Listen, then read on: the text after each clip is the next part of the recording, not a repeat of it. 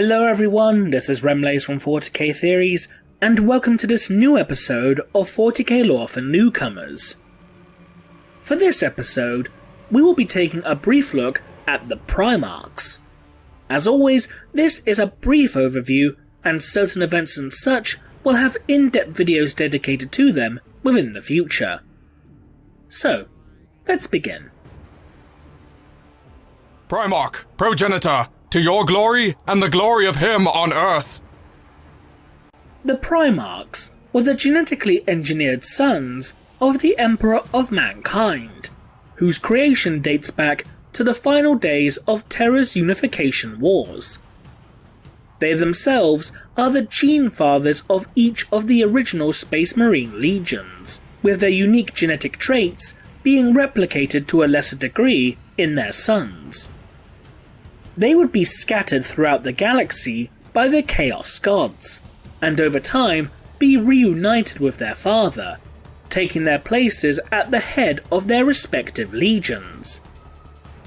They were effectively demigods, giants among men and Astartes alike, possessed with strength to shatter metal with their bare hands, speed and agility to outrun the fastest human athlete, the resilience to withstand wounds that would kill a Space Marine many times over, and the cognitive abilities to process immense amounts of information within a split second. Their abilities make the superhuman abilities of the genetically enhanced warriors of the Astartes look mundane in comparison. Despite the Primarchs being derived from the Emperor's own genetic material, they were not clones. Each Primarch bore differing appearances and had wildly varied personalities. Leman Russ, for example, was a loud and boastful brawler, while Fulgrim, on the other hand, was a flamboyant and artistic swordsman. While the majority of the Primarchs would eventually perish, or simply vanish without a trace, within the present-day Imperium, the name of a Primarch still commands respect and awe within the citizens of the Imperium. A fortress is built with blood and toil. Only by blood and toil may it be taken. During the Dark Age of technology, the Emperor would travel to the world of Molech. Upon this world, he would discover a gateway that led to the realm of chaos itself. It was here that the Emperor would acquire power and knowledge in order to begin his Primarch project. This project would see the Emperor use his own genetic material to create 20 generals for his armies for when he would begin his Great Crusade to unite the various human civilizations within the galaxy under his rule. In addition to using his own genetic material, the Emperor also utilized the DNA of other organisms to help grant his sons additional and often unique abilities. As the nascent Primarchs continued to grow and mature, a warp rift would appear within the Emperor's laboratory, and the capsules containing the embryonic Primarchs would be scattered throughout the galaxy, with each Primarch landing upon a different world where they would grow and mature in absence of their father. It's also speculated that the Chaos Gods had chosen the worlds they would land upon deliberately, and that they would distort their forms as they travelled through the warp, though this is purely conjecture and speculation at this point.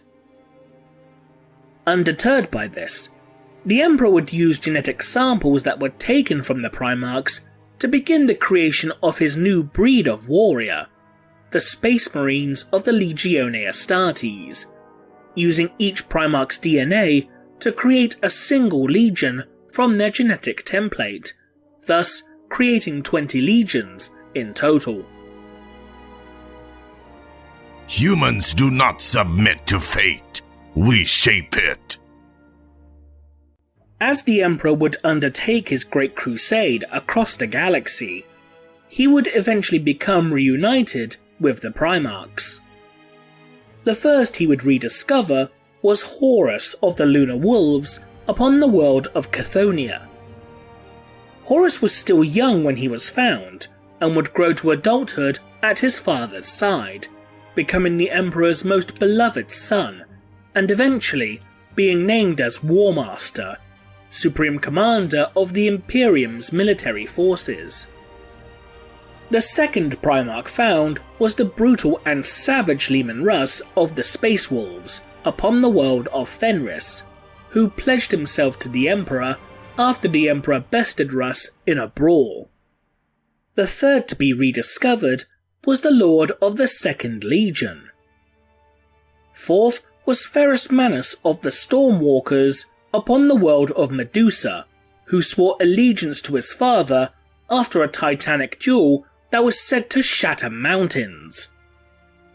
After Ferrus was reunited with his Gene Sons, the Stormwalkers would rename themselves the Iron Hands, in honour of their Primarch and his metal-coated arms.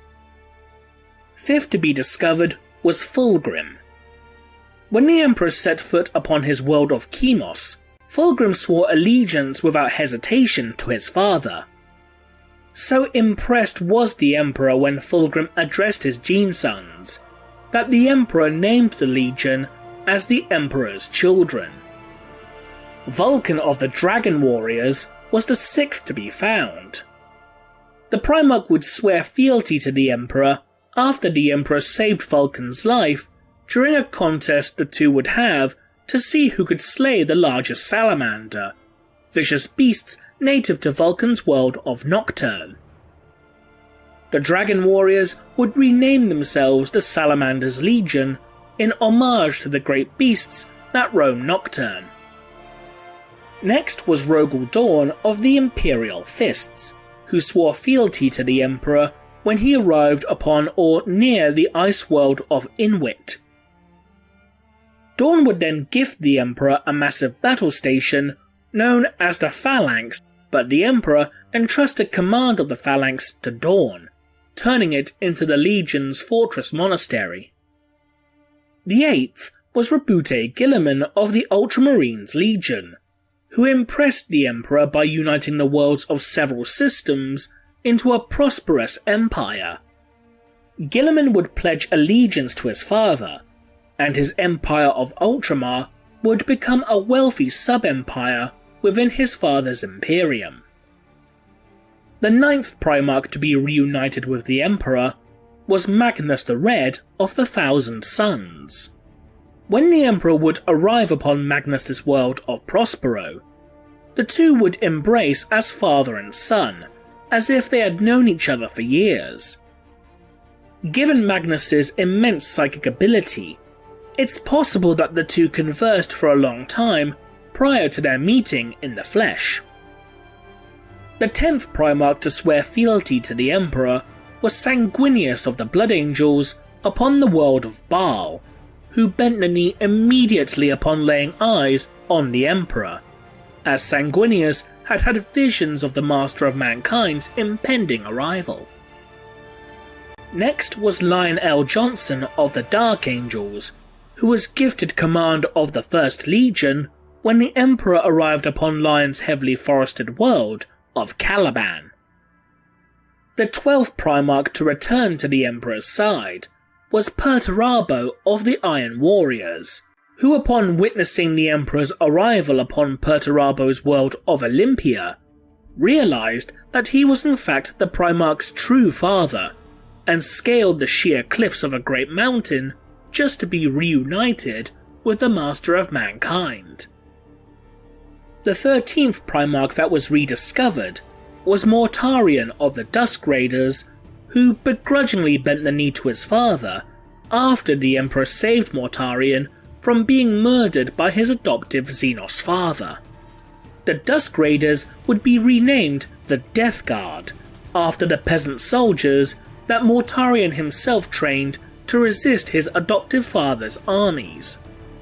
14th was Lorgar of the Imperial Heralds, who much like Sanguinius had received visions of his father's impending arrival. Lorgar would create a new religion upon his world of Colchis based around the worship of the Emperor as the one true god, much to the Emperor's disdain. Lorgar pledged his fealty towards the Emperor without hesitation, with his legion being renamed the Word-Bearers. The next Primarch found was Jagatai Khan of the White Scars. Jagatai swore allegiance to the Emperor, as Khan believed that the Emperor could fulfill his dream of uniting all peoples under a single banner. The 16th Primarch discovered was Conrad Kurz upon the world of Nostramo. When Kurz laid eyes upon his father, he received a psychic vision of the ultimate fates of many of his brothers, the Emperor and himself. This vision was so potent that he attempted to tear his own eyes out of their sockets before the Emperor prevented him from doing so. He would return with his father to join the Great Crusade, and renamed his legion to being the Night Lords. The 17th was Angron of the Warhounds Legion. Angron refused to join the Emperor and his forces, having pledged himself to die at the head of an army of rebelling slaves and pit fighters known as the Eaters of Cities, whose rebellion Angron had led upon the world of Nuceria. The Emperor would instead teleport Angron away to the Warhounds flagship. Angron wished to have nothing to do with the Legion or the Great Crusade, and killed many high-ranking members of the Legion in his anger. It was only after being convinced by Khan the Bloody, the captain of the Warhounds' 8th Company, that Angron would lead his legion, which he renamed the World Eaters. 18th was Corvus Corax of the Raven Guard Legion. Corax would swear fealty to the Emperor when the Emperor set foot upon the prison moon of Lycaeus, where Corax had led a rebellion against the Kievaran slave masters who oppressed them. The 19th to be discovered was the Lord of the 11th Legion. And finally, the last Primarch discovered was Alfarius of the Alpha Legion. Alfarius was unique in that he was the one to make contact with the Imperium first, leading an assault against Horus and the Lunar Wolves Legion. When Alfarius fought his way to the bridge of Horus's ship and laid eyes upon his brother, both Alfarius and Horus realized that they were cut from the same cloth. Horus would take Alfarius under his wing for several months, teaching him about their father's Imperium before informing the Emperor of the last Primarch. Interestingly, Alfarius also, unbeknownst to all except maybe the Emperor himself, had a twin brother named Omegon. Collectively, the twin Primarchs were known as Alfarius Omegon, and together they were the most secretive and enigmatic of all the Primarchs. There are more things in the darkness that man can ever count. Little is known about the Primarchs of the 2nd and 11th Legions, as their names and those of their respective legions were purged from the annals of Imperial history. It's unknown what crimes warranted their erasure from Imperial records, but what is known is that their transgression took place prior to Alfarius being discovered by Imperial forces. Some believe that the two lost Primarchs were slain in battle by a violent Xenos race, whilst others hold firm that the lost Primarchs had either rebelled against their father, or simply refused to undertake their father's crusade. Regardless of what their transgressions were, it's still unknown as to whether they were executed or simply exiled. We will never know for certain. In the early years of M31, the War Master Horus would launch a rebellion against the Emperor, which would become known in history as the Horus Heresy.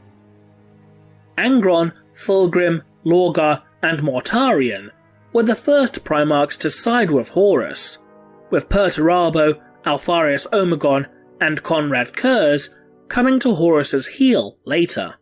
Magnus the Red would also side with Horus, albeit reluctantly. Conversely, Rabute Guilliman, Rogel Dawn, Corvus Corax, Jagatai Khan, Sanguinius, Leman Russ, Lionel Johnson, Ferrus Manus and Vulcan remained loyal to the Emperor, with Rogel Dawn being made Imperial War Master in all but name. The specific events of the Horus Heresy itself are vast and complex, and as such will be a subject for a series of videos in the future. What does not kill me is not trying hard enough. The events of the Horus Heresy were devastating, with billions being slaughtered in its wake, both human and transhuman alike. Ferrus Manus would be the first Primarch to fall during the Heresy, being slain by his brother Fulgrim during the Istvan V Dropsite Massacre. Alpharius would be slain by Rogel Dawn during the Battle for Pluto.